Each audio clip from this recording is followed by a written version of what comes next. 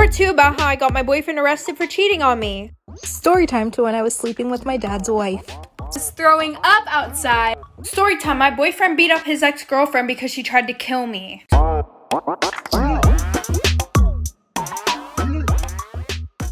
Part 2 about how I got my boyfriend arrested for cheating on me. So like I said, we got to the Halloween party and we met him there. And my sister had no idea that we were dating. Because I'm 16, he's 22, she would have flipped out. So a little bit into the party, I'm super drunk, we're dancing and everything. So he's really close with the girl who's throwing the party. So he asked her if we can use one of the bedrooms. And it sounded like he said, oh, can me and Millie use one of the bedrooms? You guys are gonna find out who Millie is in a second. So we go up to the room and, we start doing the nasty. And next thing I know, some girl walks in screaming at him and breaks a beer bottle over his head. She starts calling him a cheater and everything else. And I get a glimpse of her and it's one of the girls in our friend group named Millie. So I'm shook right now. I'm laying down. He's on top of me. Blood's dripping down my face. And finally she realizes it's me. So I hurry up, I get my clothes on, and Millie's just sitting there looking at me. So I go downstairs real quick, tell my sister I want to go home for part 3.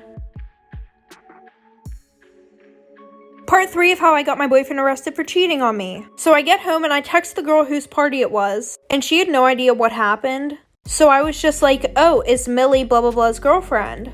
And she's like, yeah, but they're off and on all the time. He has a new girlfriend every other week. So at that point, I block him on everything and I just go to sleep. Well, the next day I wake up and my sister and Millie are in my room. And I'm like, oh, here's a intervention. But plot twist, my sister's like, Millie told me what happened with you last night. And I'm like, what? And she's like, how he took advantage of you. And I'm like, oh yeah, that. And my sister was like, it's okay, it's not your fault. We need to go to the police. It isn't right what he did to you. And none of them had an idea that, we were dating the whole time. So my sister was like, you need to tell mom. So I told my mom, and then we got the police involved, and now he's in jail. Yes, I know what I did was f***ed up. I know I lied. But I have no remorse. Karma's a bitch. Storytime about how I got catfished and almost kidnapped.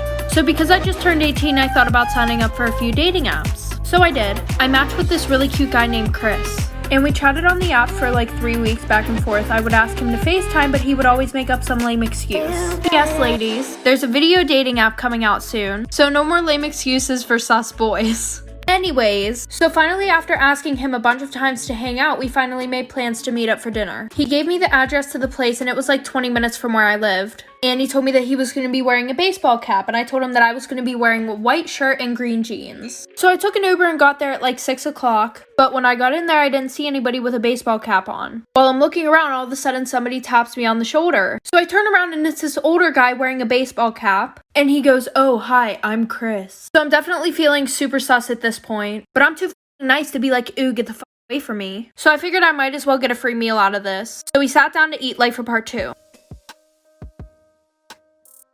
Okay, part 2 of how I got catfished and almost kidnapped. So we get seated, we ordered our food, and I start talking to him. I was just trying to be nice and finish my meal, but it was literally so creepy. The whole time he's like, wow, you're so beautiful. How are you still single? Yada, yada, yada. I honestly just wanted to eat and leave so bad. So here I am texting my friend that I just got catfished. And while I was going in and out of my purse, I dropped my phone on the floor. And I know you're probably thinking, oh, why the hell is she telling us that part about the phone? Well, because I'm pretty sure that he put something in my drink. No, he 100% put something in my drink. So I hurry up and eat my food and drink my drink because I just wanted to get the hell out of there. And my drink tasted totally fine, there was no bitterness or anything. So while he was getting the check, I went to the bathroom to call my friend. And as soon as I get into the bathroom, I start feeling so off. And no, it was not my anxiety from sus Chris. I also felt like I was gonna throw up. And my friend wasn't picking up at all. So I tried sharing my location with her, which I usually never do, for part 3.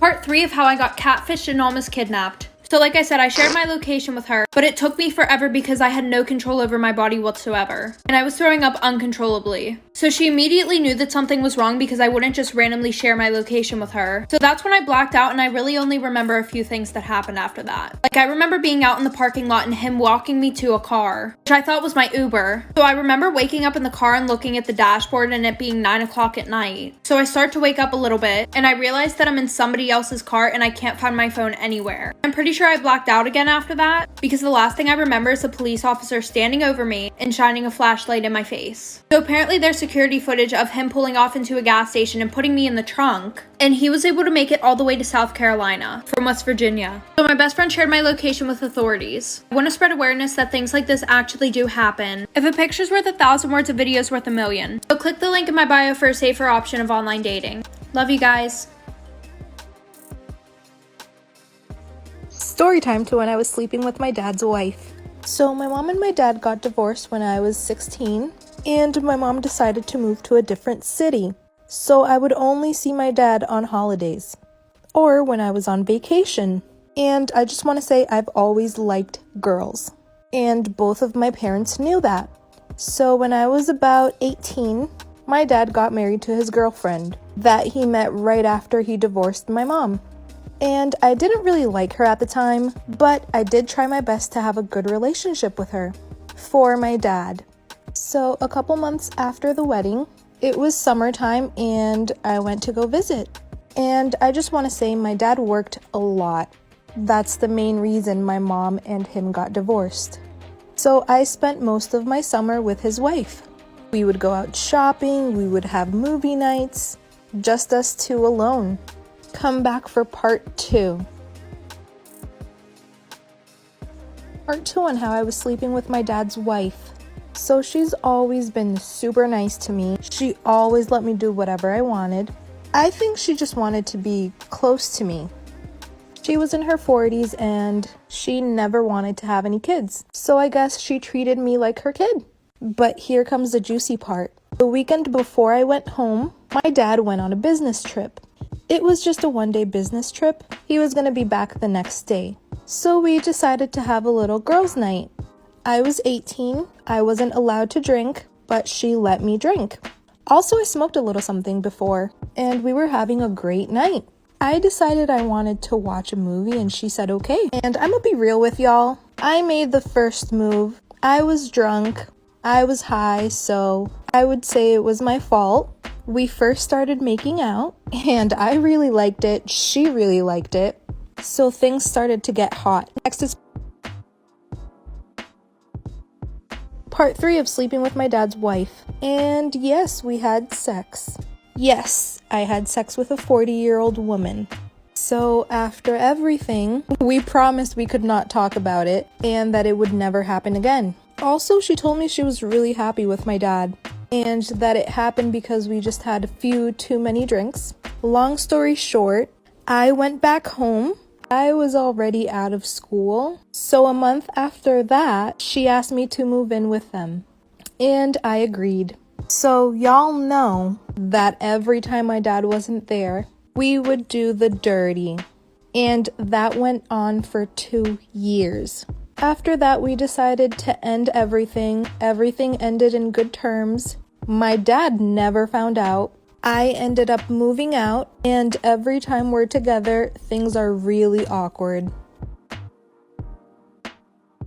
My parents and I stayed at an Airbnb in Vegas. Long story short, I got sick, I got food poisoning, and my parents had to go get medicine at Rite Aid. So I was left alone at the Airbnb. So the house we were staying at had phones, so anyone could call the house number. And I remember laying in bed and someone called. I didn't answer, so obviously they had to leave a voicemail. So I remember the voicemail was like this robotic, edited voice, and it was like, "The view is so great here, I'm behind you, blah blah." Don't worry, it gets better. I was really scared, so I started yelling and I ran outside. I had food poisoning, so I was throwing up outside. And guess what?